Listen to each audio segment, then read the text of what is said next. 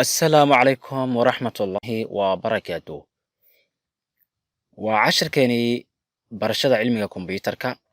especially وعشركي كواد مايكروسوفت اكسل ومحي مايكروسوفت اكسل ان انت انا سي جودجرين هورتا ان انكو حسوسيو ان هدي اد ku cusub tahay kanaalka mubaarak zad please subscribe sar kanaalka la garay videoga sina share garay mahadsan en marka waxaan ka hadli doonaa en Microsoft Excel waxa la yiraahdo iyo sidoo kale waxaan kaloo aan ka hadli doonaa haduu ebeedmo en Microsoft Excel en meesha laga furo ama sida loo furo sidoo kale waxaan ka hadli doonaa sida loo abuuro en workbook cusub sidoo kale waxaan ka hadli doonaa sida loogu soo daro en workbook iyo sida loo tirtiro okay waa maxay Microsoft Excel Microsoft Excel waa barnaamij ama program ama software loogu talagalay xisaabaadka sida isku darka iyo dejinta xisaabaadka isu qaybinta isku dhufashada iyo wixii la mid ah marka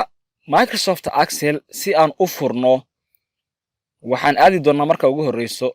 stepka koowaad meesha lagu magacaabo start menu ama start button waxayna ku taalaa halkan ayaa waxaan ku dhufanaynaa waxaan leenahay click markaas siino waxaan ka sii aadi doonaa ama aan ka sii tagi doonaa programs ama all programs markaan doorano waxaan soo jiidi doonaa okay scroll barka markaan soo jiidno waxaan ka dooranaynaa halka aan ka raadinaynaa Microsoft Office waatana Microsoft Office ayaan dooranaynaa marka doorano waxaan ka sii dooranaynaa marka Microsoft Office Excel marka Excel kan adeegsanayno hadda waa Excel 2007 kuwa waxa jiro oo ka sareeya kan marka anaga waxa iska isticmaali doonaa 7 kan marka asaga waa iska basic waana fudud yahay barashadiisa kana hadii aad baratidna sidoo kale inta kalena waxa waay waa taqaana okay asaga aan furayna marka waa kana waa furnay waa marka waa stepka koowaad okay kan marka waan close gareynayna waa xiraynaa stepka labaad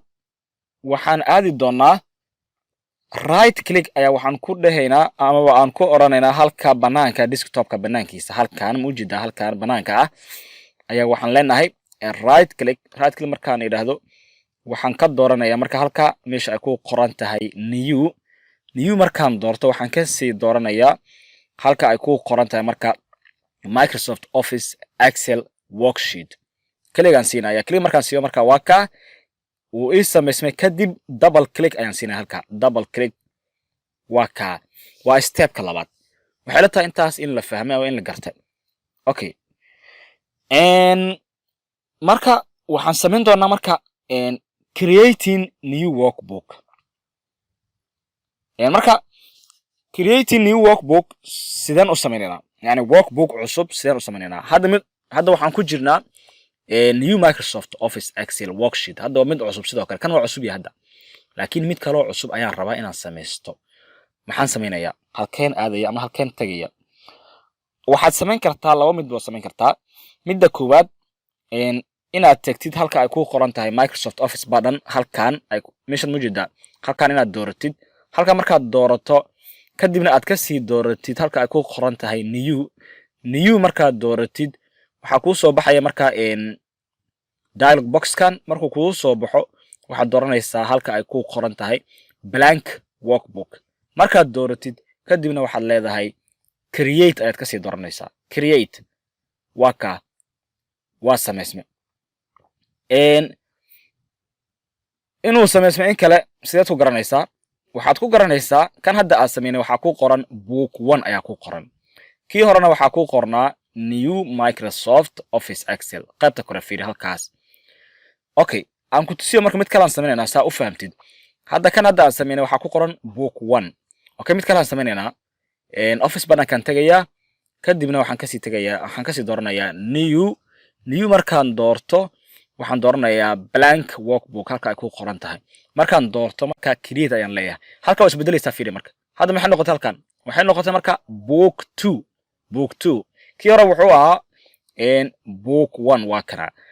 marka waxay la tahay inaad garatay stepka kale waxaad sameynaysaa waxaad adeegsanaysaa shortcut oo ah control ayaa waxaad la qabanaysaa okay intaas waa fahamnay sidee loo sameynayaa marka sidee loogu soo darayaa waxaan ku yidhahdaa workbook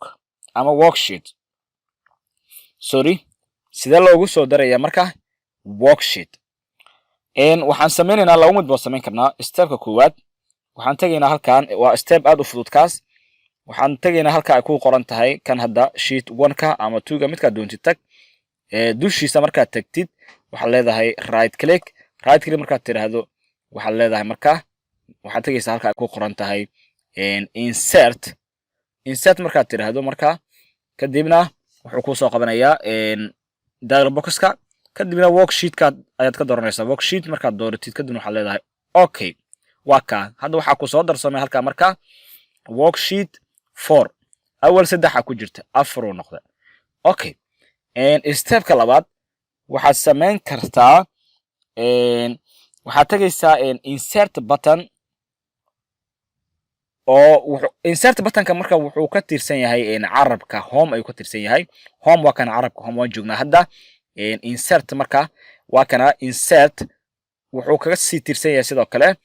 sales group ayuu ku jiraa ayuu ka tirsan yahay marka insert wuxuu ka tirsan yahay aan dhahnay sales group intuuna ku jiraa wuxuuna ka mid yahay carabka home ayuu ku jiraa carabka home ayaan joogaa hadda waa ka okay insert ayaan leeyahay insert markaan yiraahdo kadib waxaan dooranayaa marka insert sheet ayaan dooranaya okay insert sheet waa ka hadda fiiri waxaa ku soo darsoomay hadda marka sheet 5 kii shanaad ayaa ku soo darsoomay okay intaas waa fahamnay waxaa kaloo jira marka deleting sidee loo delete gareeyaa laba mid baa samayn kartaa laba stepka koowaad tusaale hadda waxaan tiraynaa oo kale sheetkan hadda aan ku dhex jiro oo ah sheet 5 waan dooranayaa wuu furayaa hadda marka hore asagaan furayaa midkaan rabo inaan tirtiro markaan furo kadib dushiisaan tegayaa kan oo kale hadda sheet 5ka right click aan leeyahay right click markaan yiraahdo marka waxaan kasii tegayaa halka ay ku qoran tahay delete kadib waxaan leeyahay delete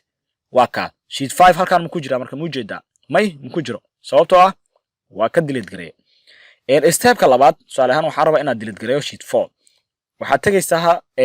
carabka home waxaad kasii tegaysaa carabka home insert oo ka mid ah sales group no sorry insert waxaa markii wax lagu soo darayo waa sorry waxaan ka wadaa delete ayaad tegaysaa delete oo ka mid ah sales group waxaad leedahay marka delete